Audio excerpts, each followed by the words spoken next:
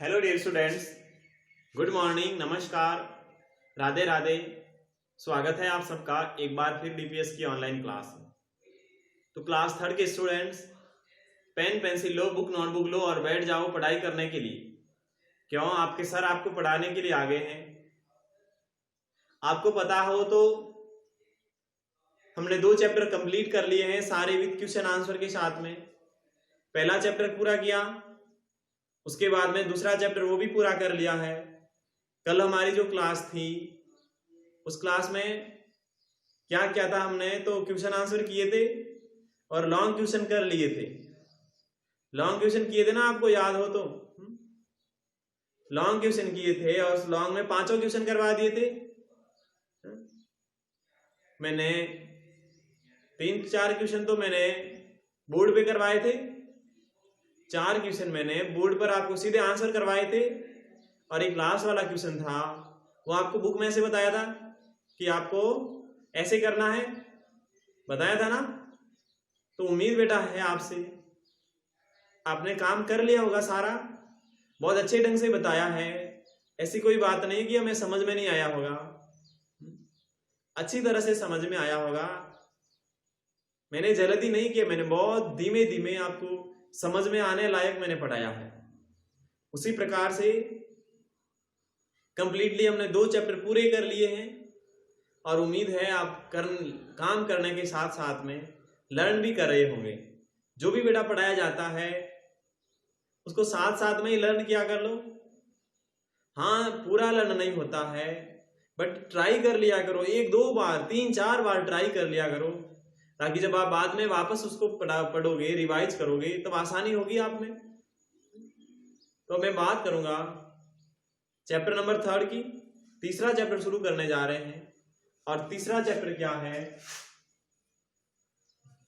तीसरा है वाटर। और वाटर क्या होता है? जल। WATER, water. और वाटर का मीन्स क्या होता है? जल होता है। आपको पता है, जब आप केजी क्लास में पढ़ाई करते हो तभी आपको बता दिया जाता है वाटर का मीन्स जल ही होता है। आपको भी पता है जल। तो हमारे को इस चैप्टर में क्या पढ़ना है वो बताऊंगा मैं पहले तो आपको, कि हमारे को जल के बारे में क्या पढ़ना है। तो देखो बेटा, सबसे पहले तो आपको पता होगा भगवान के दिया हुआ जल किसने दिया? भगवान नहीं दिया है या किसी आदमी ने बनाया है? बताओ, जल को किसी इंसान ने बनाया है या अपने आप ही बना है? अपने आप बना, इसका मीन्स भगवान ने दिया, प्रकृति ने दिया है। तो आपको भी पता है अपने आप ही बना हुआ है जल, तो किसी इंसान ने थोड़ी बनाया है। तो जल जो है वो इंसान के द्वारा बनाया हुआ नहीं है, बल्कि यह भगवान ने ही बनाया है, कुदरत ने बनाया है, इस प्रकृति ने बनाया है। तो ये जल क्या है? ये जल एक प्रकृति का बहुत बड़ा उपहार है। बहुत बड़ा क्या? बहुत कीमती उपहार है। कीमती क्यों है वो आपको पता होगा, मुझे कहने की आवश्यकता है नहीं, क्योंकि वो चाहे जानवर हो, चाहे हम हो, या चाहे पेड़ पौधे हो, प्लांट्स हो, बेटा सबको ही जल चाहिए। सबको ही पीने के लिए जल चाहिए। जिसके अंदर लाइफ होती है, जिसके अंदर जीवन होता है, जिसके अंदर जीवन होता है, उस सबको पानी चाहिए है, उस सबको जल चाहिए पीने के लिए। अगर जल नहीं होता है तो हम जीवित ही नहीं रह सकते। तभी कहा जाता है ना, वाटर इज लाइफ, जल ही जीवन है। कहा जाता है ना, जल ही जीवन है, जल है तो कल है, अगर जल नहीं है तो कल भी नहीं है। बिल्कुल सही बात कही हुई है, ये बिल्कुल सही बात कही हुई है। अगर जल नहीं होता है तो हमारा कल भी नहीं होता है। नहीं होता है ना, कल भी। जल नहीं है तो कल भी नहीं होगा हमारा। क्यों? क्योंकि जल के बिना हम जीवित ही नहीं रह सकते। अगर जीवित रहेंगे तो हमारा कल, जीवित नहीं रहेंगे तो हमारा कल आएगा ही नहीं। तो जल क्या है? ये भगवान या कुदरत के द्वारा दिया गया एक बहुत कीमती उपहार है। ये जो जल होता है पहली बात तो बेटा ये तीनों फॉर्म में पाया जाता है, तीनों रूप में पाया जाता है, तीनों फॉर्म में पाया जाता है। तीन फॉर्म कौन से बेटा? कोई भी अगर पदार्थ होता है उसकी तीन फेज होती है, तीन अवस्था होती है। कौन कौन सी? या तो होगा सॉलिड, हिंदी में कहूं तो ठोस। दूसरा होगा बेटा लिक्विड, यानी हिंदी में कहूं तो द्रव। और थर्ड होता है गैस, और हिंदी में भी गैस ही कहते हैं। तो ठोस, द्रव, गैस, इंग्लिश में सॉलिड, लिक्विड और गैस, ये कोई भी पदार्थ के तीन फॉर्म होते हैं। और जो जल होता है वह जल तीनों फॉर्म में पाया जाता है, तीनों फॉर्म में पाया जाता है जल। ठोस कैसे? बर्फ में देख तो बेटा, बर्फ देख तो ना, बर्फ क्या है? जल ही तो है। तो बर्फ हो गया एक तो। उसके बाद द्रव, जो पानी है हम पीते हैं वो द्रव है, जो पानी है द्रव है, उसको हम पीते हैं वो द्रव है। और गैस कौन सी है? जब आप पानी को गर्म करते हो तब उसकी भाप बनती है, भाप बनती है। और भाप आपको देख तो पानी गर्म करो, गैस तो उस बर्तन के ऊपर आपको गैस दिखेगी, भाप दिखेगी। और वो भाप क्या है? वो गैस अवस्था है। यानी पानी की तीन अवस्थाएं होती है।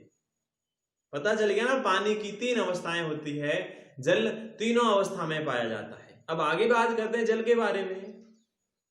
तो मैंने सबसे पहले आपको बता दिया है कि सभी के लिए, सभी जो जीवित वस्तु है जिसमें जीवन पाया जाता है उसको सजीव कहेंगे। और सभी सजीवों को अलग अलग कार्यों के लिए पानी की आवश्यकता बहुत जरूरी होती है। वो चाहे पानी पीने के लिए हो, चाहे खाना बनाने के लिए हो, चाहे बॉथिंग के लिए हो, चाहे वॉशिंग के लिए हो, बहुत जरूरी होता है पानी। मैंने कहा है पेड़ पौधों को भी जरूरी होता है पानी। आपको पता होगा, अगर आप पेड़ पौधा कोई प्लांट लगा देते हो, घर पर कोई प्लांट लगा देते हो, अगर उसको आप पानी नहीं देते हो तो क्या वो जीवित रहेगा? नहीं रहेगा ना। उसको पानी नहीं मिलेगा तो वो भी मुरझा जाएगा और सूख जाएगा, तो उसको भी तो पानी चाहिए। उसके अलावा बहुत सारे जीव ऐसे जो जल में ही रहते हैं, बिना जल के तो जीवित ही नहीं रहते। जैसे मछली, मछली को जल में से बाहर निकाल दो, बाहर निकालते ही मर जाएगी, तो उसका जीवन तो जल ही है। ये भी हम ऐसा अलग अलग पढ़ेंगे। फिर बात आती है सर, ये हमारे को प्राप्त कहां से होता है जल? जल हमारे को कहां से प्राप्त होता है? तो सबसे पहली बात तो ये वाटर कहां से आता है?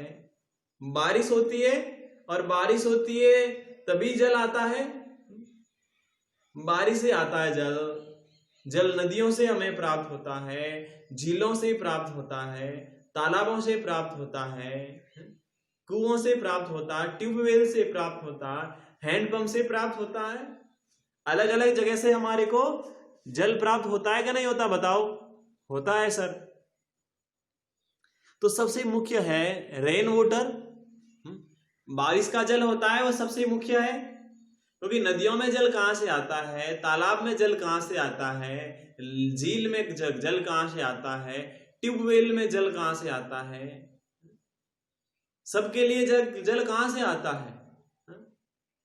बताओ कहां से आता? वर्षा से ही आता है। जब बारिश होती है ज्यादा तभी नदियों में पानी आएगा, तभी झीलों में, तभी तालाबों में पानी आएगा। अगर बारिश होगी ही नहीं तो उसमें पानी नहीं आएगा। तो हमारे को जल जो होता है वो पॉन्ड से प्राप्त होता है, रिवर से प्राप्त होता है,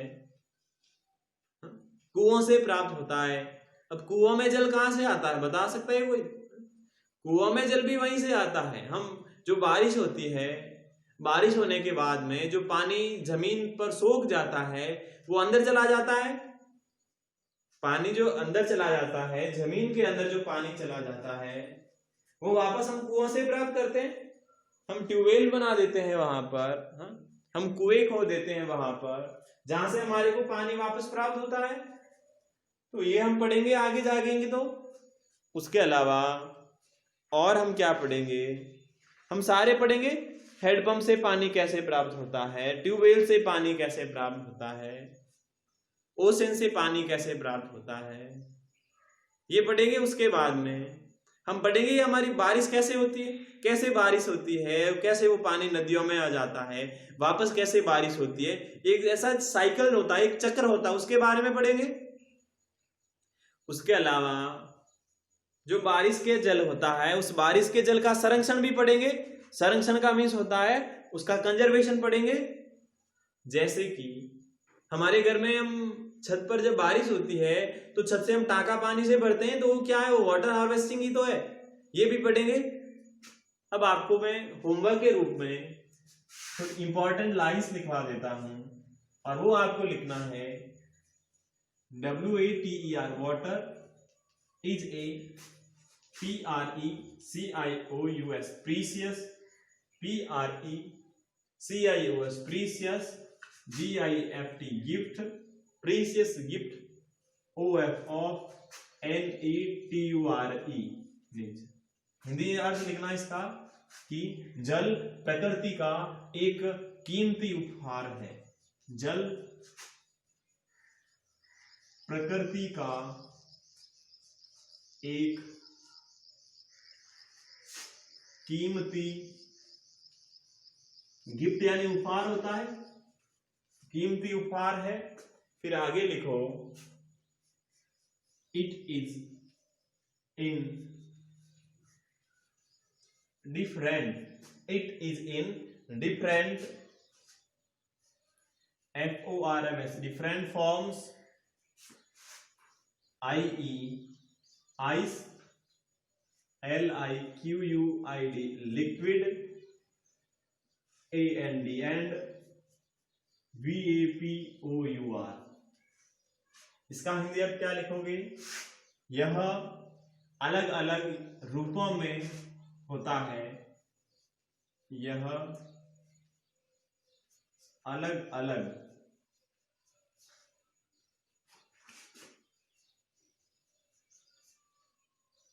रूपों में होता है। जैसे सबसे पहले आइस को कहते हैं बर्फ, जैसे बर्फ हो गया। लिक्विड का मीन्स कहूं तो द्रव हो गया, और द्रव और वाष्प, वाष्प का मीन्स मैंने आपको बताया ना, भाप मैंने कहा था आपको पानी गर्म करने को। बेटा ये आपको होमवर्क में करना है। होमवर्क में क्या करना है, ये आपको 4 लाइंस करना है। 2 लाइन इंग्लिश की है और 2 लाइन क्या है, तो 2 लाइन हिंदी की है, 2 इंग्लिश की लाइन है, 2 हिंदी की लाइन है, यानी कि ट्रांसलेट के साथ में आपको होमवर्क में वैसा करना है। आज नया चैप्टर है तो सबसे नए पेज से शुरू करके सबसे ऊपर लिखना चैप्टर 3 वाटर, हिंदी मीन्स लिखना जल। फिर होमवर्क डाल करके ये लाइन करना है, water is A precious gift of nature, फिर हिंदी वाली लाइन लिखना। उसके बाद में ये लिख करके ये भी हिंदी वाली लाइन लिखना। उम्मीद करता हूं आपको अच्छा समझ में आया होगा। कल की हमारी